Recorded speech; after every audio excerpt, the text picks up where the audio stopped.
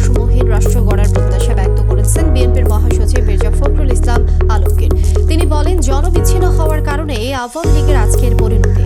বিএনপির সিনিয়র নেতারা বলেন, গণতন্ত্র ধ্বংস করে কেউ স্বৈরাচার হলে জনগণই বিচার করবে।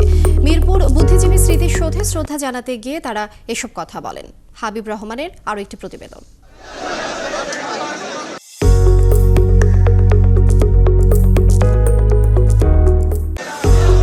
মুক্তিযুদ্ধের নেতৃত্ব দেয়া দল আওয়ামী লীগ, কিন্তু 16 বছরের দুঃশাসন, গুম, খুন আর গণহত্যার দায়ে এখন অস্তিত্ব সংকটে দলটি। তাই শহীদ বুদ্ধিজীবী দিবসে দলটির উপস্থিতি ছাড়াই পালিত হলো মহান এই দিবসটি। সকাল 9টার পর বিএনপির মহাসচিব মির্জা ফখরুল ইসলাম আলমগীর ও দলের সিনিয়র নেতারা শ্রদ্ধা জানান বুদ্ধিজীবী স্মৃতি সমাধিতে। সাংবাদিকদের মির্জা ফখরুল ইসলাম আলমগীর বলেন, গণতন্ত্র আর অধিকার আদায়ে জীবন দিয়েছিলেন বুদ্ধিজীবীরা।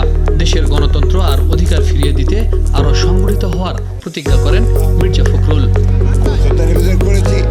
সেই সঙ্গে শপথ নিয়েছি, তাদের যে লক্ষ্য ছিল বাংলাদেশে একটি আধুনিক, একটা সমৃদ্ধ বাংলাদেশ নির্মাণ করা এবং একটি বৈষম্যহীন বাংলাদেশ নির্মাণ করা, সেই লক্ষ্যে আমরা আমাদের রাজনৈতিক কর্ম সেটাকে আমরা চালু রাখবো এবং সর্বশক্তি আমরা নিয়োগ করব।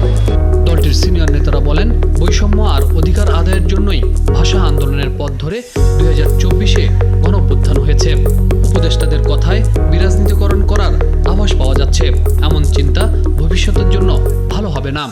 বৈষম্য স্বৈরাচারী মনোভাবে কাজে আজকে যত দ্রুততার সঙ্গে দেশের মালিকানা জনগণের কাছে ফেরত দিবেন, জনগণ সিদ্ধান্ত নিবে এদেশ কোন দিকে যাবে। ঢালাওভাবে কথা বলা, এটা অন্তর্বর্তীকালীন সরকার যাদের মধ্যে গণতন্ত্রের অঙ্গীকার এবং অবাধ সুষ্ঠু নির্বাচনের অঙ্গীকার রয়েছে, তাদের এই বক্তব্য আমি তীব্র নিন্দা জানাচ্ছি সেই উপদেষ্টার বক্তব্যে, কারণ এটা সম্পূর্ণরূপে বিরাজনীতিকরণের আভাস দেয়। সংস্কারের কথা বলে ভিন্ন কোনো রাজনৈতিক উদ্দেশ্য হাসিলের চেষ্টা করা হলে জনগণ তা রুখে দিবে বলেও জানান বিএনপি নেতারা। 1971 সালে মুক্তিযুদ্ধের চেতনাকে ধারণ করেই বাংলাদেশকে এগিয়ে নিয়ে যেতে চায় তরুণ সমাজ। তারা বলছেন, 24 সালে যে গণঅভ্যুত্থান, আওয়ামী লীগ সরকারের যে স্বৈরশাসন, সেটিও সারা পৃথিবী